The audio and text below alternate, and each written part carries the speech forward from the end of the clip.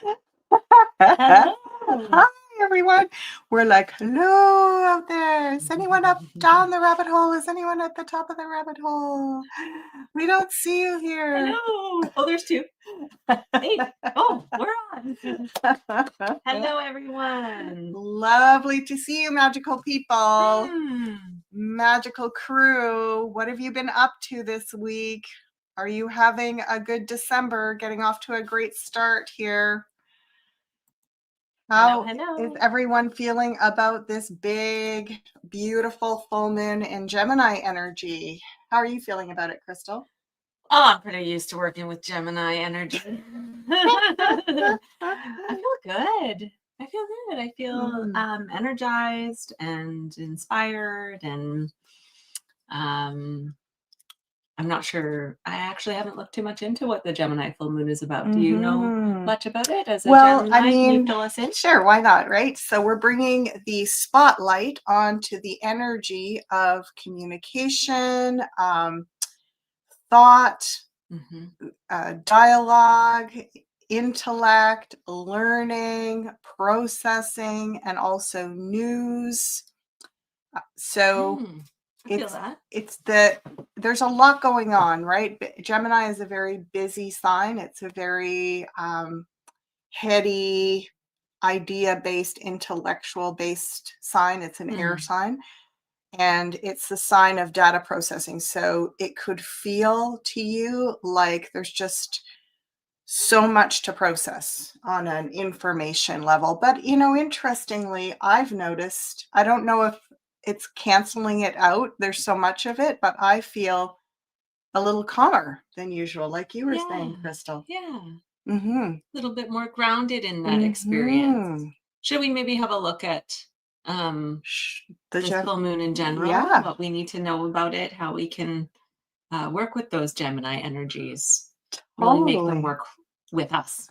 That's a great idea, Crystal. And so for those of you that are new, this is Down the Rabbit Hole. I'm ASHALA, my dear daughter and co-conspirator here. That's us. That's us. Co-conspiracy theorist here, Crystal.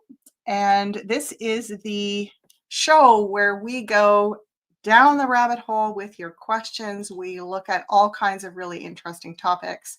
Yes, you can follow us here on, subscribe on the Beyond Mystic YouTube channel. Also follow us over on Beyond Mystic Rumble and X. So we're coming to you live every Thursday with this show, and you can jump on and ask questions. It's almost, I want to almost say nothing is out of bounds. We'll go down the rabbit hole, and we often end up, leaving with more questions than answers, but it's definitely a journey. That's the whole. It's not the destination, it's the journey every time. Every time. Cool. Well, we have questions that are coming in, one that's related to the origin of the moon. So that's exciting. So let's have a look at, I'll pull the cards up here. And let's have a look at the moon in general right now. What do we need to know? This full moon energy. Yeah, the Gemini full moon energy. I see someone's saying that it's been hectic. Yeah, Monica Murray. That is definitely something that goes along with the sign of Gemini. Geminis are renowned for being late all the time. And is this the new deck that was over here? I don't know. I haven't cleared that yet. Oh, my apologies. Hectic. Okay, so I'm gonna leave you talking. I just realized that. I don't want to just get started. I'll grab the other one. Oh, sorry. I didn't know we were using that one. Okay, let me get that. Yes, so we get new decks periodically. Look at that fresh, brand new deck. And the good thing about the new decks is that they're just so easy to shuffle and work with. They feel amazing in your hands. It's always such a fresh experience, and yet you have to clear them because they're literally in order. And so you have to do several rounds of shuffling and clearing in order for the cards not to just show up.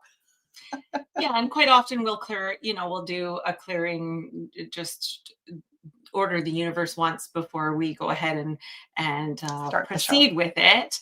But it requires more than that. So we're going to just pop right back on over to this deck here, which has lots of good juice in it. Okay, there we go. Yeah. So yes, hectic Geminis are often late, or at least I want to say early Geminis. Now that's an oxymoron if you ever heard one. Geminis that haven't quite fully, I want to say, gotten into how to work with their energy. And people are confused about why Geminis are late all the time. It's not because they move slow. They actually move very fast. And I'll tell you why they're late. I'll let you in on the secret. Yeah. Those Geminis in the audience confirm.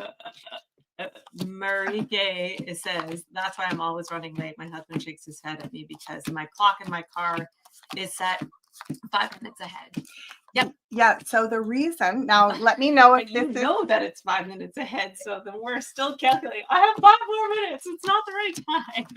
The reason we do this, if this is right, Geminis, say yeah, is because we hate to get somewhere early, even 1 minute early, because then we could have done 10 more things in that minute. And we sit there. If we get somewhere early and we have to sit and think, oh, I could have done this. Oh my gosh, I forgot to do that. Oh, what about this and this and this and this and this?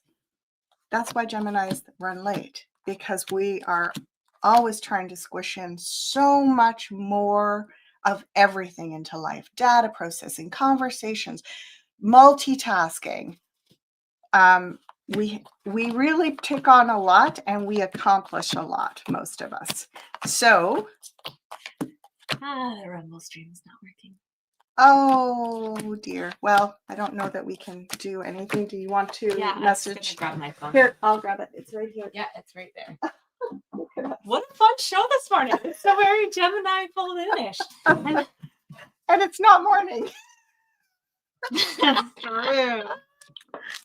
Morning Well, somewhere. I want to say, the other thing with the Gemini is very similar in characteristic to the White Rabbit of Alice in Wonderland.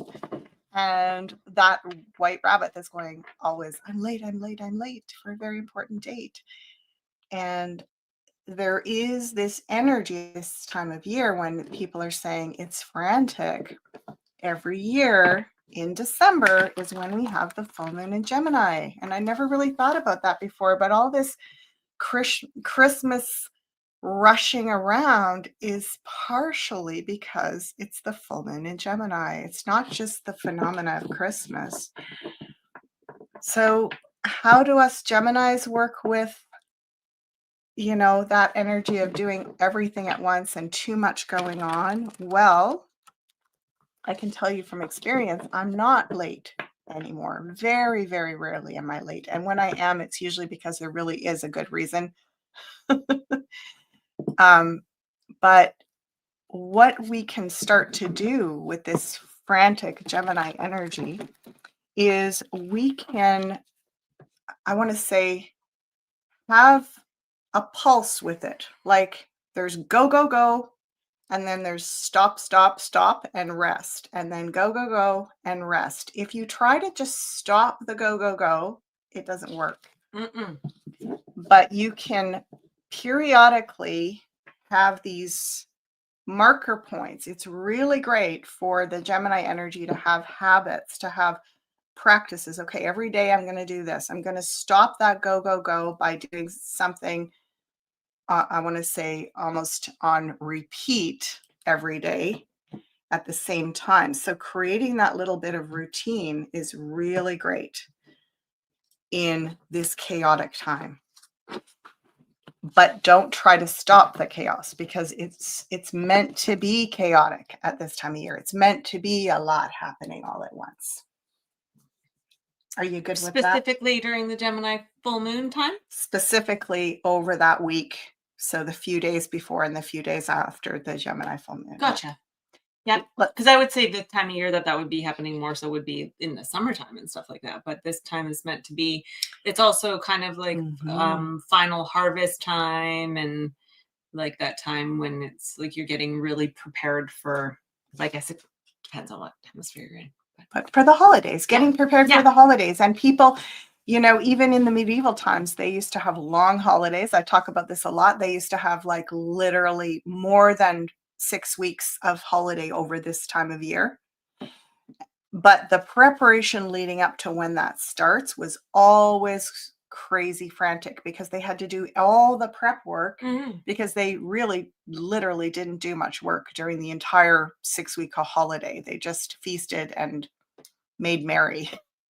So, and did their religious, you know, went to church, did all of their religious ceremonial stuff as well. Can we put the larger screen on the I cards, sure please, can. Crystal? Thank you. For those of you that are saying that it's not running on Rumble, thank you so much for the heads up. I have messaged Coco and we'll just wait to see on if she can get that happening here. Yeah. Yeah. So what do we need to know about this particular full moon in Gemini? So really, even over the next 2 or 3 days, it's a really great time for healing.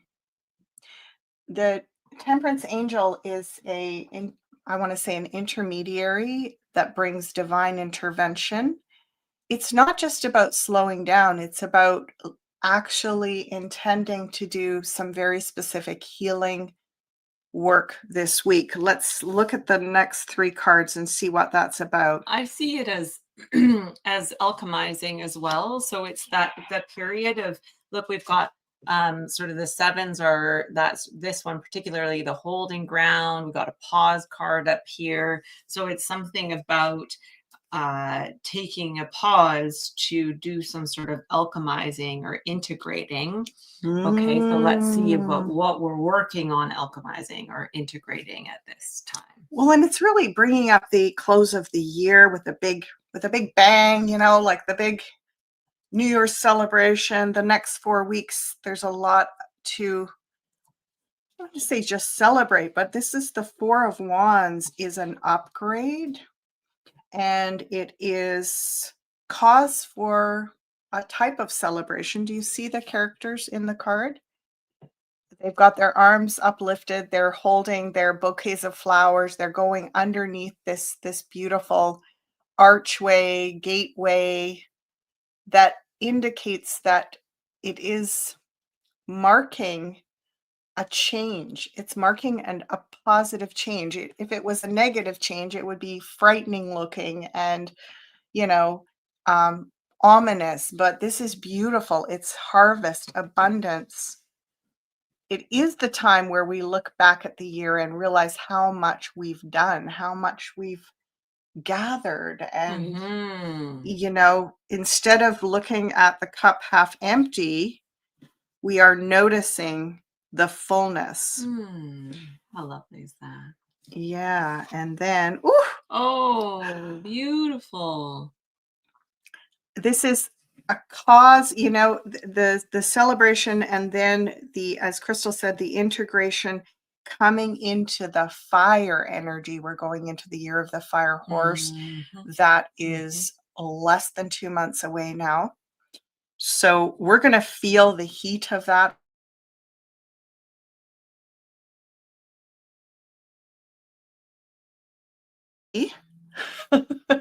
With this full moon in Gemini energy, this might actually be your last chance to really dig in.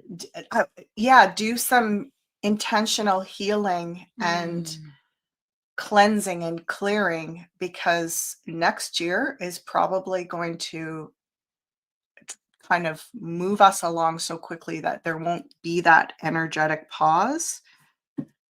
Wow. 2 sevens. Yeah. So spiritual mastery of the spiritual work. The healing temperance angel, which is a 14, which is also 2 sevens. Yep. So a lot of that beautiful. Oh, look at this.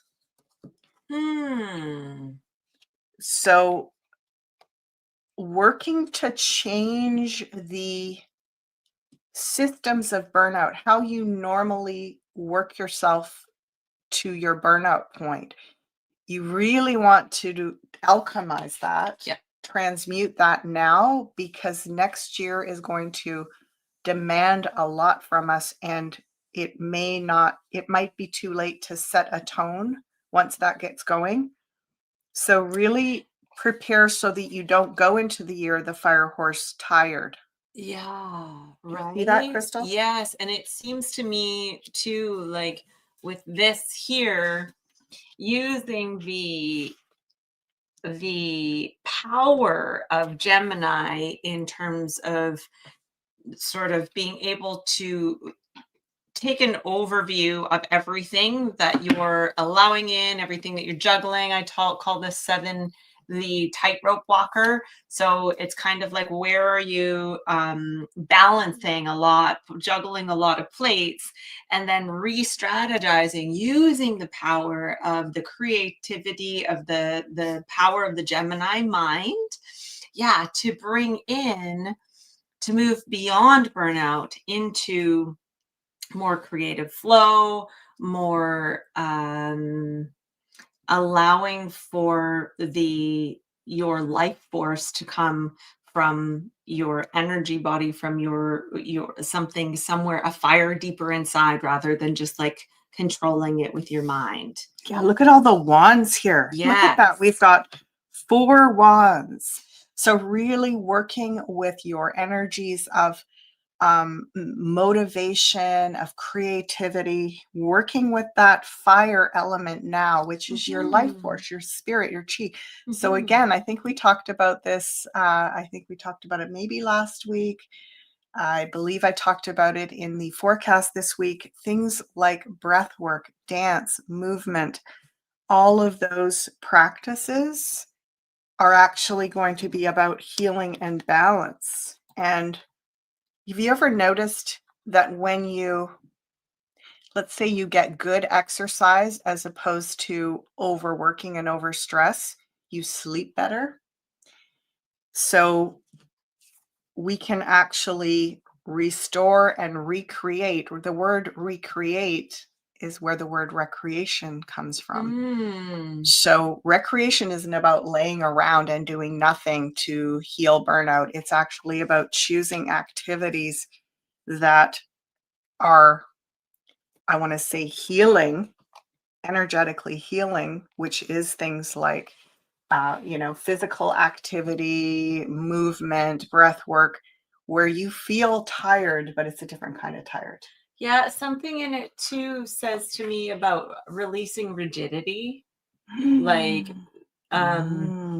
because in this energy of stepping in right now, being called into more celebration and honoring the things that you've accomplished, the foundations with which you've built over the year, and letting go of some of the places where you may be in too much attachment, too much linear thinking, too much rigidity, and bringing it into like, instead of walking that thin line, into staying more in a balanced place, and alchemizing in that way. Right? It's kind of cool. You can see he's got the rigid one that helps him out, and she's got more of like the water that she's kind of going like this with, right? And so both are creating balance. There's just more of an opportunity here to let go of rigidity. And they're even leaning in the opposite directions. That's so beautiful. I'm also hearing that in the next 10 days, really important to be outside as much as possible. It feels like after that, so what day are we on now? Yeah, so like till about the middle of the month. And then probably for the at least 3 or 4 weeks after that, we're going to be spending a lot of time inside.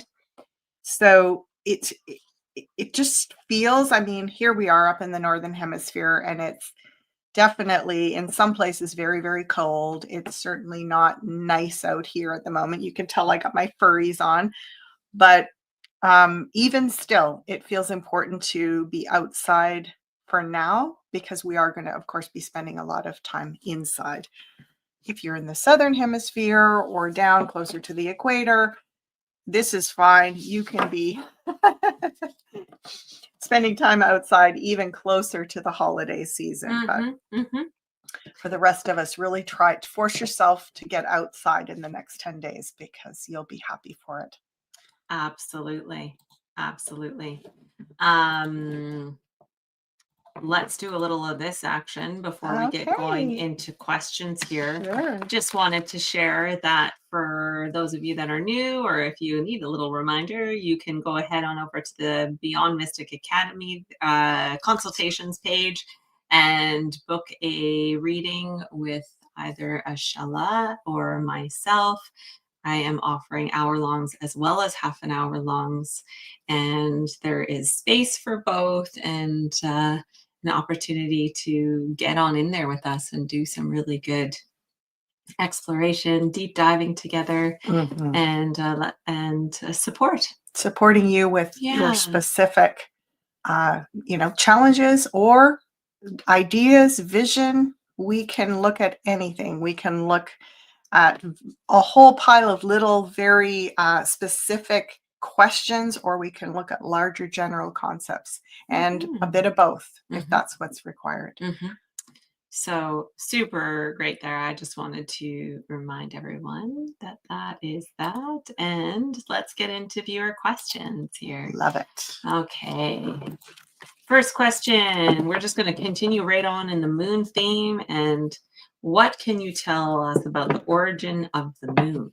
Interesting that we have looked at questions like this before about the moon, and I find it strange in my learning over the years and exploring and tinfoil hat wearing alternative narratives, that at different times I have believed different things, and some part of me almost feels like there's a bit of truth in all of them. I don't know why I say that, but it feels like it's not necessarily one answer to this question. That's what I want to start with. Okay, we're gonna just look on over here for a question for a second. So they're believing that IP is showing this video right now rather than viewer questions. They think that the videos got switched. So it happens. We're working with technology here, and Coco is in the background working on it. However, she can't really do much while the video is live. So we're not going to be cutting this live, and maybe you were supposed to be here watching this instead. And please enjoy joining us right now. We will have that sorted, and thank you for the heads up on all of that. We're going to get it sorted out. And for now, we're here. Thanks for being here. Okay, what can you tell us about the origins of the moon? Oh, la luna.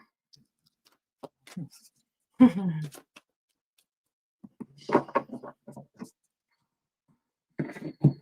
you want to do 3 piles? I would love to.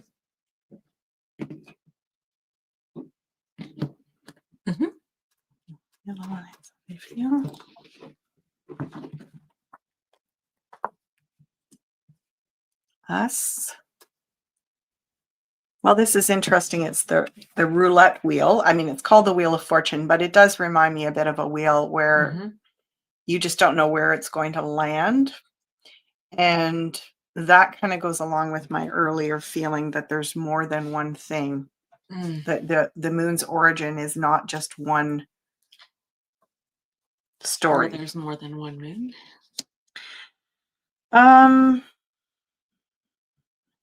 Yes, possibly. But is it 2 moons that are exactly the same, or is it different dimensions of the moon that are Timelines. Represented differently? Yeah, gotcha. Whatever it is, at this time, it's returned to a very innocent. This is an innocence card. Feels like a newer version or something that we're in. And this card often is associated with Pisces. So the age of Pisces, the moon could have been maybe hijacked at the beginning of the age of Pisces, and it feels like it's been restored in some way, is what I'm being shown here. Well, interesting. We've got the King of Cups and the Page of Cups, and it's the two. Do you see this here? It's the two cards that have, do you see the little fish? I don't know if you can see it. It's right there, right there. There's a little fish jumping out of the ocean, and then there's a little fish jumping out of the cup. It's the two little fish, and they're the only fish that I'm aware of in the tarot. So I really feel there's something around the age of Pisces, because that's the sign of the fish. Okay. And interesting. Returning to innocence.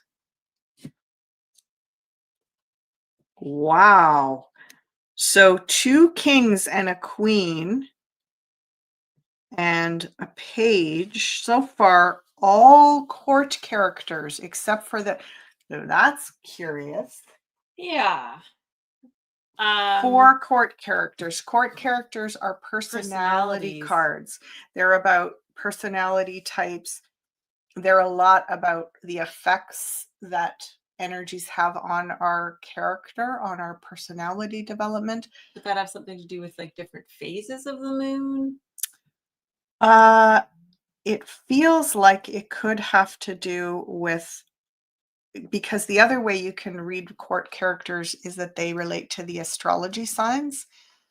So it could have something to do with our astrological calendar, our solar calendar. Let's finish this up. Whoa. Oof. Oh, whoa. Whoa. Okay, seasoned reader. That's what you think. It was hijacked. I think so too. Fully hijacked. Yeah. And by like royalty or like, well, yeah, you know, the church, because Yeah. I felt it had a lot to do with Christianity and the age of Pisces, which is, yeah, we've got all these fish symbols here. So Lucy says, I've read that today's full moon is in the exact alignment as the day Jesus was born. Is this oh, true? wow, right? So we've got a couple of other ones here that we can kind of hop onto to add to this after this question. Yes, so the moon itself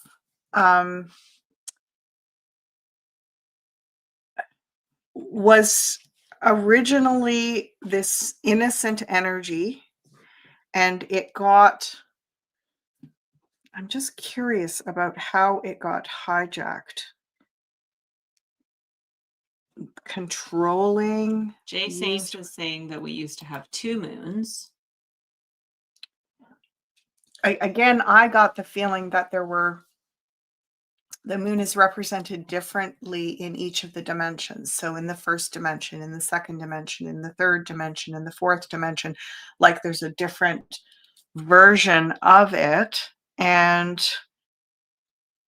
you know, this card is, among other things, I mean, he's the trickster, the devil, and he inverts everything. Like he's got the inverted, he's got the inverted star, which is known as the pentagram, not the pentacle, which is what our other stars are in the tarot. It's the upward facing star. In this devil energy, it's the downward facing star, which is descending into materialism. So it feels like the dimensions got switched upside down, right? Like turned upside down. This is an interesting one too, because Yvonne was saying that they heard it was placed in the time of Atlantis. So that would kind of almost make sense to the more sort of ocean emotionality in it, and then bringing it into the material, right, as you're saying, and kind of looking at where we're heading with that energy now. I'm wondering if the energy of Three Eye Atlas is liberating the moon and resetting it. It's like a frequency band, and it feels like it got disrupted and inverted, turned upside down. So if you think about it, if if the crown was the root and the root was the crown, in terms of like it got flipped, then it's been used for the opposite purposes that it actually is meant for. But now it's been restored, so it's returning. And it feel interesting that I got that exact time around the birth of Christ, which is the beginning of the age of Pisces, and that apparently this particular moon is supposed to be the same alignment as it was 2,000 years ago. So curiouser and curiouser. So then we get into some other points here. Oh, also Suzanne here saying NASA has come out admitting they never went to the moon. What was the point of lying to us for 50 plus years? So there's another question that comes up. I'm going to throw 3 cards down on that right now. Yeah. So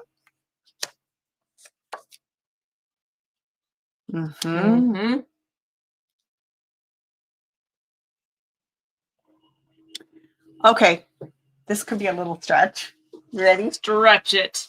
Let's go down the rabbit hole. Yeah. Look at the sphinxes with their black and white. So I'm hearing it was a bluff. And the reason it was a bluff was it was a bluff for one group of, deep state group was bluffing out the other group that they wanted to say that they had actually taken charge, taken control, taken the moon back under their control. And so it was literally meant to, it was like a fake out, basically. Oh, interesting. Yeah. And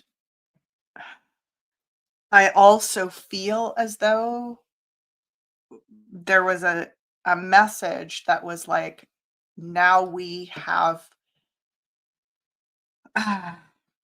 like that they've got control of it, and that if the other group tampers with it, it'll be dangerous for them. So it was a little bit like, we've gone up there and we've put something up there. So if you try to go up there, it's not going to go well for you. So it's like John says it said that the Nazis were already on the dark side of the moon. But what did happen, interestingly, because it's like almost 60 years ago, and this is the 6 of Pentacles, is what did happen is that it gave them the breathing room because they knew it was going to reverse at this point. So I feel like if one group had gotten up there or had tampered with the moon at a critical time, it wouldn't have done the reset and been put back into proper alignment. But because there was this story, this fake out, it created enough doubt that it left the moon to do its own natural reset. Like, it's interesting, these flips, right? We have the pole shifts, and like, I wonder if the moon, it also is doing some kind of a flip. So that will be interesting to see. But I got that so it's been how many years? What was it? 67. So to 2027, it's going to be 60 years. Is that correct? Someone correct me. So I get that it needs to go to 70 years. So another 10 years, it needs to complete this. Look at that, the 10, to reset itself. It's starting to reset itself. It needs another decade to complete that process, is what I'm hearing. Wild. Okay, so was the moon brought here with technology to bring down our vibrations in order to help control us?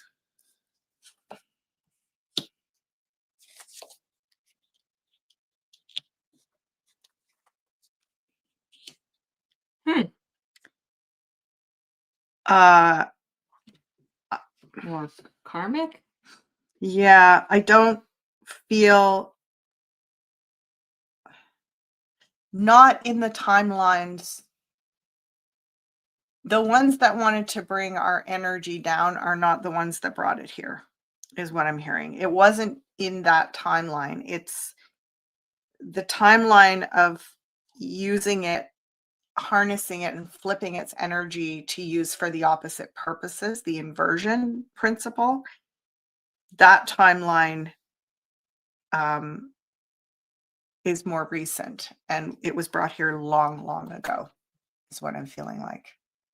Because look at this, King of Pentacles. This is something that's been established for a very, very long time, but it was tampered with somewhere between 2,000 and 3,000 years ago.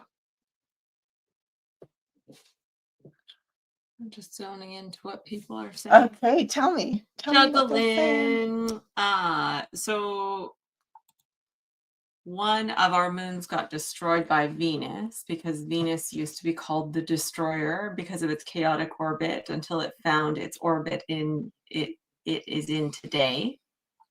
Okay. And then they said that until it found its orbit, it's in today. The moon we have currently is an artificial satellite that was given to us by off-worlders to help maintain the magnetic balance of the planet. Okay, so, the plot thickens. I'm not disputing exactly what you're saying necessarily. But I guess, again, we're talking about the dimensions. So in 3D, it could be a satellite, but there's other dimensions of this moon. It isn't all in physical form. Do you see what I'm saying? So there might be a 3D satellite that's holding space, but there's other dimensional expressions of our moon. It's not just a physical thing. So it's a metaphysical thing. What you looking for, love? I'm looking, the camera looks like it's wobbling around. I don't know why, because it's not touching anything. Maybe it's just the ground's shaking or something. I don't know. Okay. Don't see that. The table is shaking. That's why. Oh.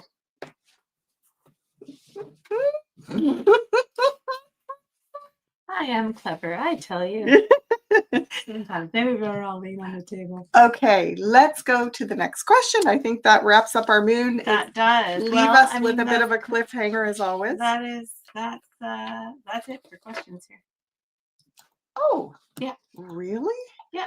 Are we less people are with us because we're having issues on Rumble? John says, I like how you ladies had neutralizing as a strategy for dealing with evil. I've been seeing the spell of evil manifesting with the do this or I'll do that to people you love. Like neutralizing as a strategy for dealing with evil. Neutralizing as a strategy. Let's ask about neutralizing as a strategy for dealing with evil.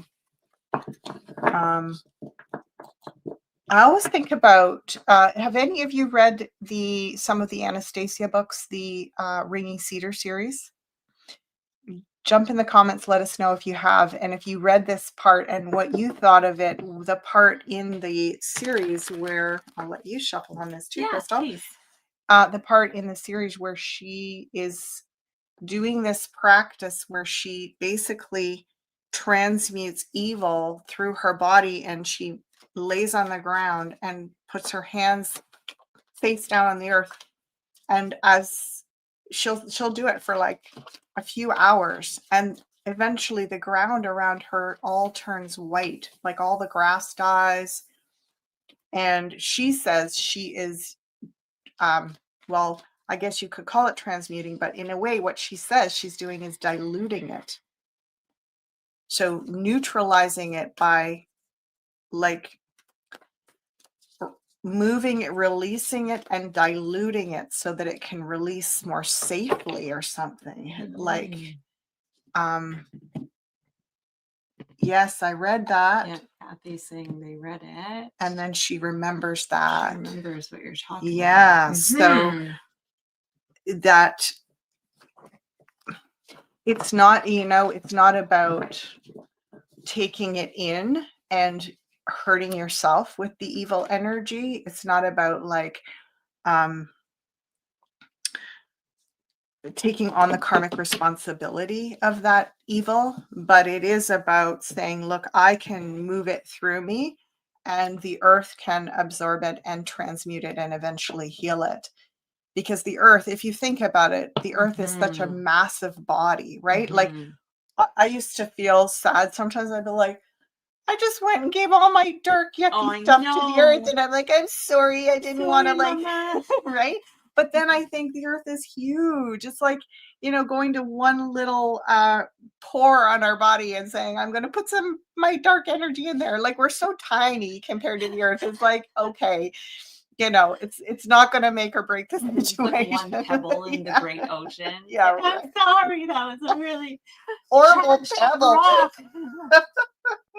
It's almost like Earth Mom's going, yeah, don't worry. I got it covered. Like, I think I can handle your little pebble, Crystal. So that's a pretty potent pebble. I don't know. It's making waves.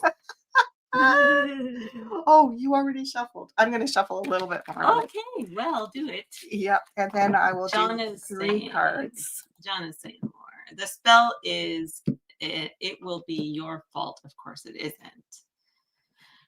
Oh, you're talking about where dark forces basically threaten something we love and say it will be on us if they hurt that person or do that bad thing in our name. We'll look at that next, John. I just want to look at this neutralizing evil first. Okay. And what do we need to know about it? Yeah, this feels to me like we all feel super responsible and that we have to take it on, and that is not helping. Look at this. It's like saying, I don't want poor people to be poor, so I'm not going to get rich because I don't want poor people to be poor because there's not enough to go around. This is the, poverty and belief in lack card. And Kathy says that she also got electric energy from a tree and then danced around the white grass, turning it green again. Yeah, that's right. I forgot that part. Yes. Great books. Really great books. So this is that energy where we say, because we can identify the evil, because we can say, I see you evil, I'm not afraid of you, but I'm not going to absorb you and try to heal you myself. But I am going to be a channel to let you move through me and then give your energy to the earth for healing. Yeah, there's a big piece about being able to discern what evil actually is and what it looks like and feels like too, right? We're we're learning that. Okay, so this is getting now into the Ho'oponopono story, because basically evil is anything that you observe that is out of alignment. And in the Ho'oponopono story, if you haven't read it, look it up. It's an amazing story of a Hawaiian doctor that discovered how to heal people with mental illness through allowing this healing energy to move through him, that was all about taking responsibility to move healing towards this person, but not take it personally, like not take it on as a personal response. It's kind of complicated, but basically whatever you see, whatever you observe, you have a responsibility to bless it and give it healing energy. And they do that by saying, I love you, I'm sorry, please forgive me, thank you. It sounds very kind of just boring, like a little, statement, but it's very, very powerful. It's a very powerful tool. So this, like you're saying, Crystal, how do we know what's evil? We can feel the misalignment And our job isn't to take responsibility for all the evil in the world, but for what we see, we take some step towards bringing that back into alignment.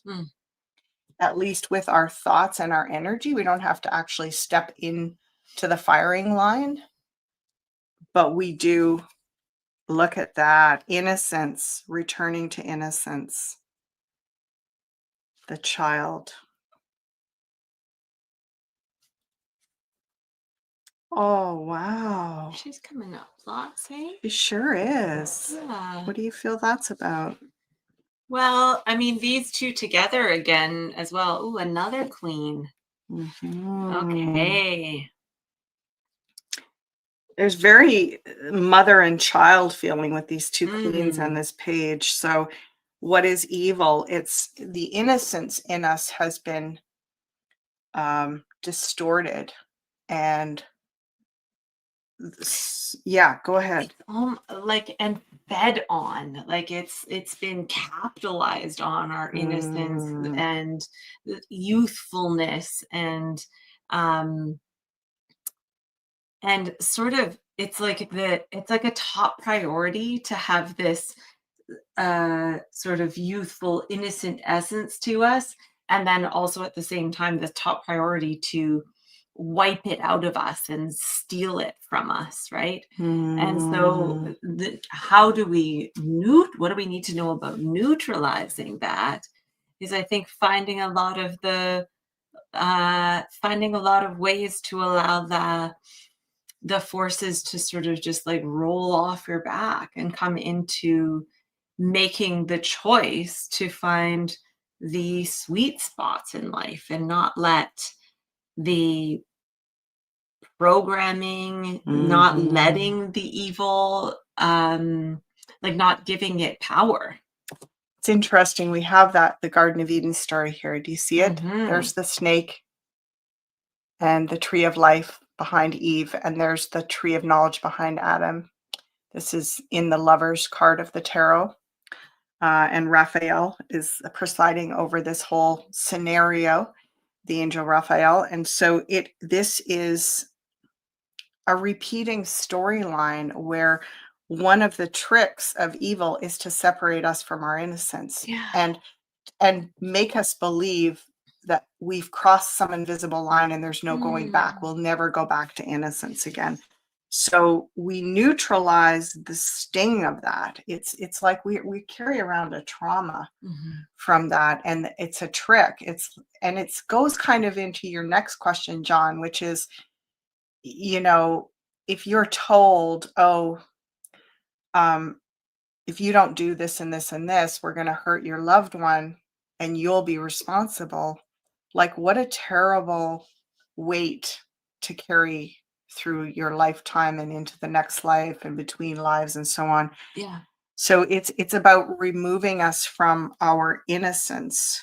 Yeah, and that inner child in all of us will always come in and be like, oh, okay, better just follow along and do what I'm told so that I am safe, so that so that I'm not in danger. But it actually is a trick, because the real, it's like two wrongs don't make a right. And if we say, oh, well, I'm going to go ahead and do something horrible to someone else so that you don't hurt my own people, we're, in a way, our own children or family are going to suffer the negative karma of that because we didn't stand strong and say, you know what? We'll all take that consequence, because there's nothing worse. There's nothing worth giving up our innocence for. And you hear these stories a lot, like Boudica and the Iceni tribe that, fought the Romans. Like, they killed their own children at the end of the battle and themselves.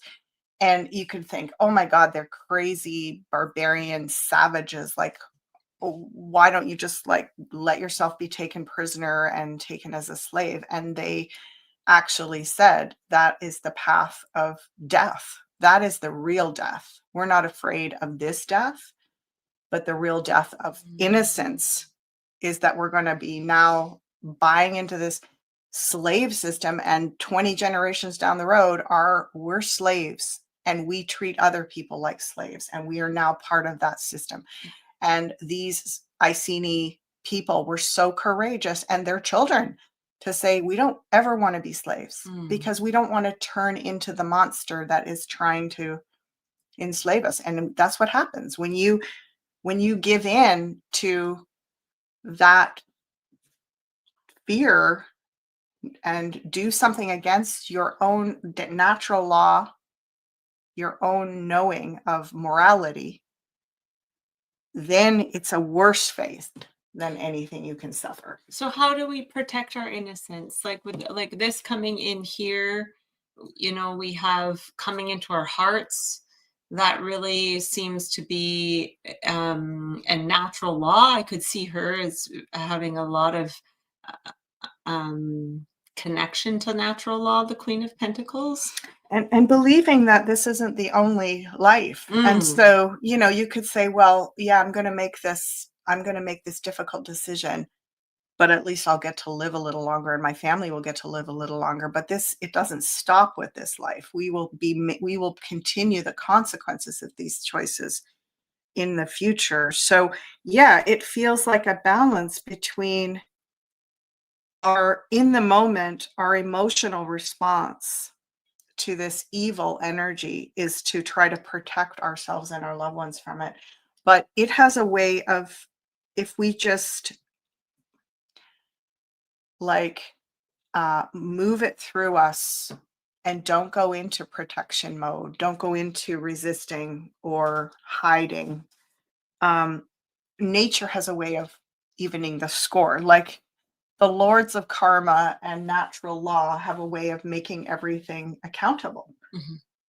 So how do we, you're right, Crystal, it's like, give it to the earth.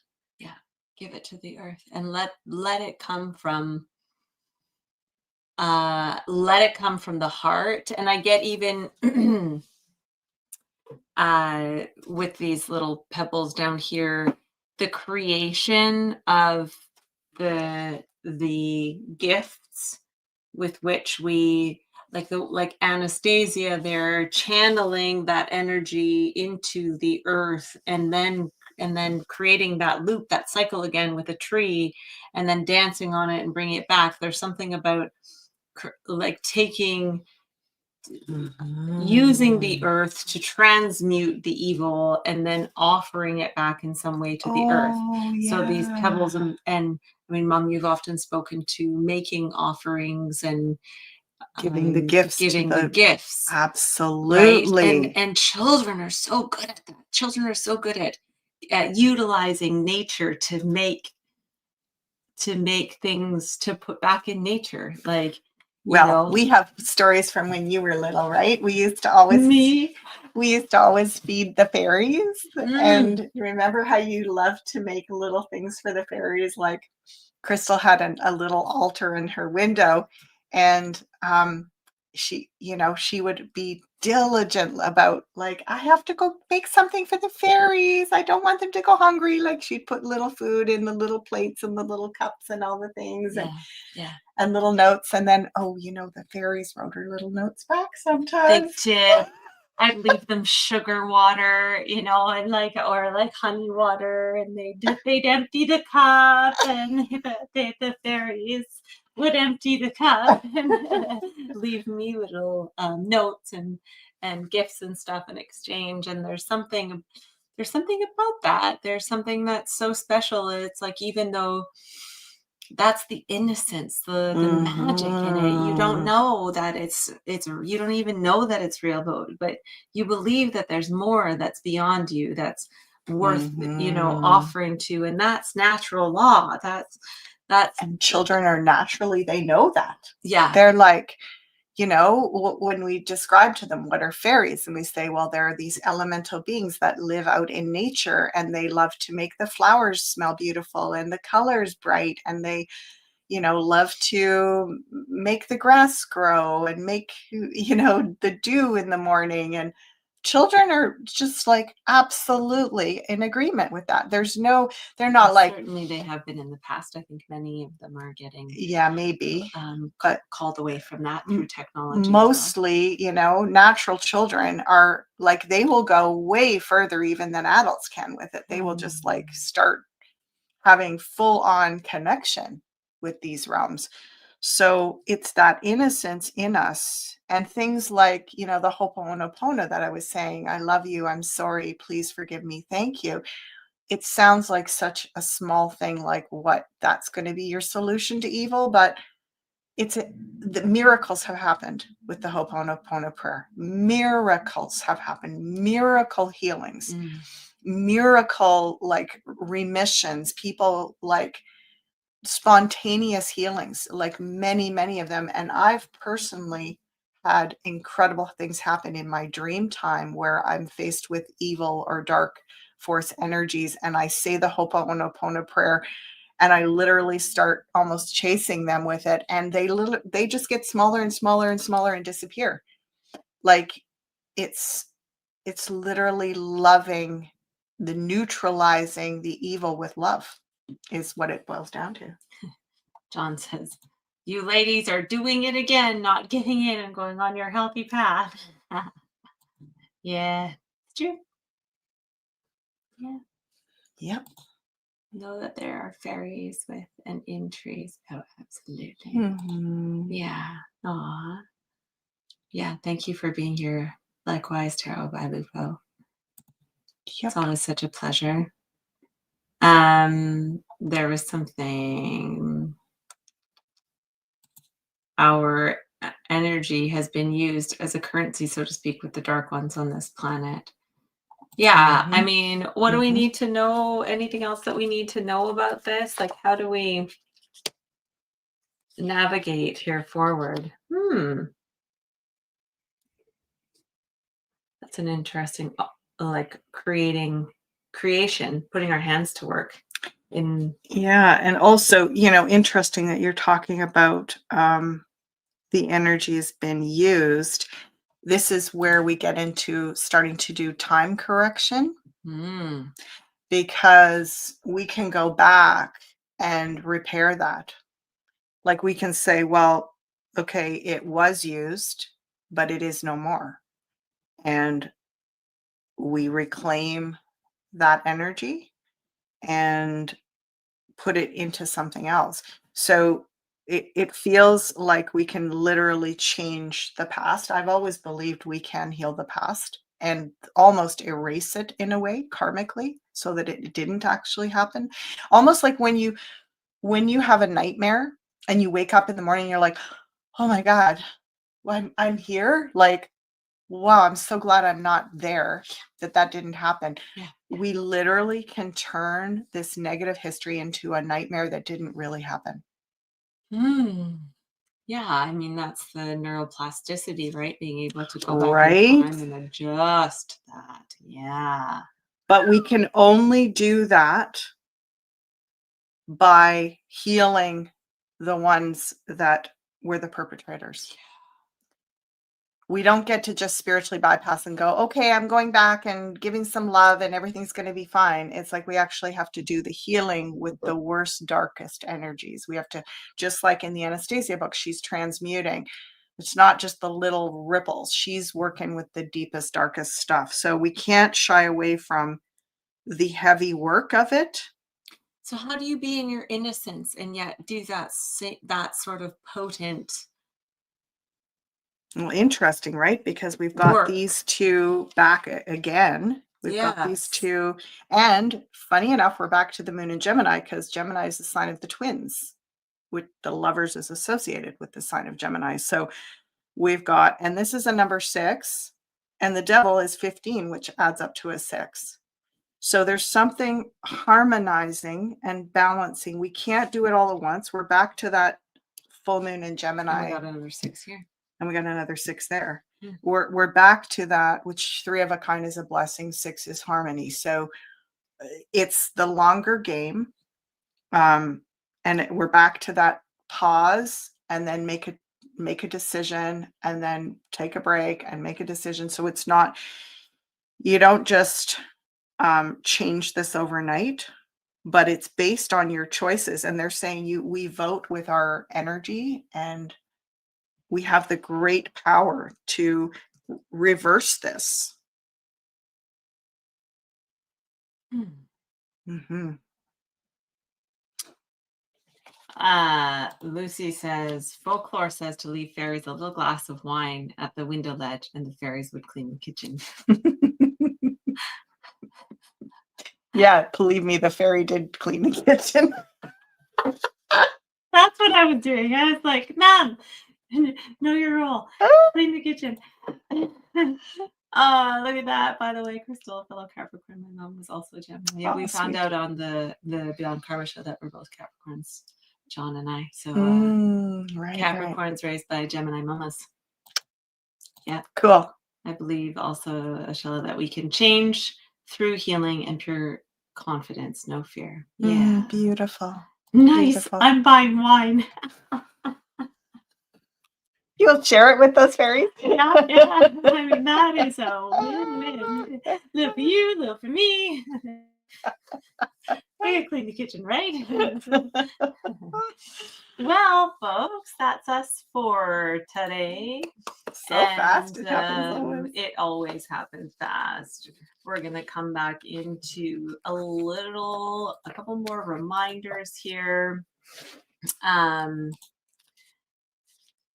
We are on December 4th, and you can still get 50% off Insider Access Pass until December 7th using code Monday50 on BeyondMystic.net.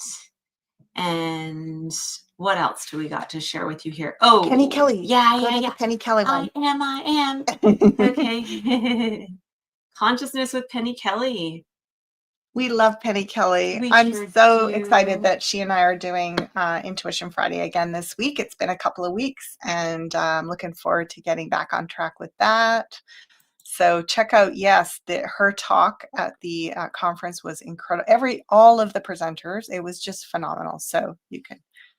That going on right there. Yeah. And we are looking at, where are we today? Again, sorry for the confusion on Rumble, but we're figuring that all out. We are down the rabbit hole. We got one more show coming on tonight. Beyond the News. Beyond the News with Jean-Claude and Janine. That's an exclusive Rumble show. That is indeed. So they're going to figure that out ASAP here. We've got the Coco show coming up tomorrow morning. Well, tomorrow afternoon, sorry. Morning here for us.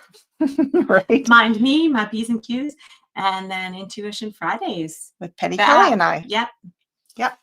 So there you have it, folks. And then wrapping everything up this week with the Psychic Tarot show. So lots of good more tuning in with the incredible ASHALA Yardley here. Nice. For sure. Sometimes I'm incredible. Sometimes I'm annoying. Sometimes super irritating. That goes both ways. Yeah. Beautiful week, everybody. Enjoy that full moon energy. Don't frazzle yourself. Stay balanced. Thank you. Lovely to share with all of you. Thank you. Yeah, bring your popcorn, bring your tea. We'll see you next time. Have a beautiful weekend, everyone.